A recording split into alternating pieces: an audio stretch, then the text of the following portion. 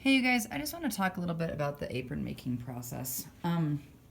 First of all, thing you need to note is that different size jeans are going to make different size aprons.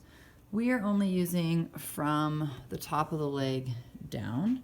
And so as you can tell, these three different pairs of jeans would make very different length aprons. The bigger the pair of jeans you have, the less work you have to do to get the apron to the shape you want.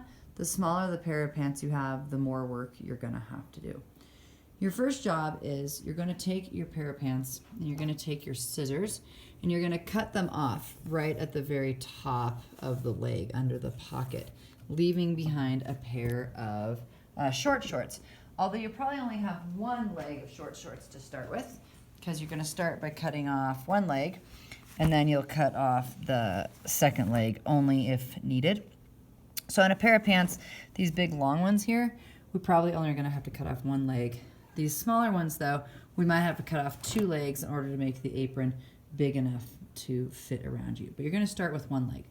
After you have the one leg cut off, you are going to have a leg like this object right here. And then you're going to pick a seam and you're gonna cut up the seam. I think these seams with the extra threads on them, the little details like that one and this one, I think those are cooler, so I keep that seam, I cut the other seam. But it doesn't really matter, you can decide. So you're gonna cut up one side of the pant leg to end up with this big piece of fabric. Our goal is to get a piece of fabric that is big enough to make an apron out of. That piece of fabric is big enough for a very small person to make an apron, but ultimately they're going to need to make it a little bit bigger. So they're going to cut off their second leg, cut it up the side, so they have two pieces of fabric like this.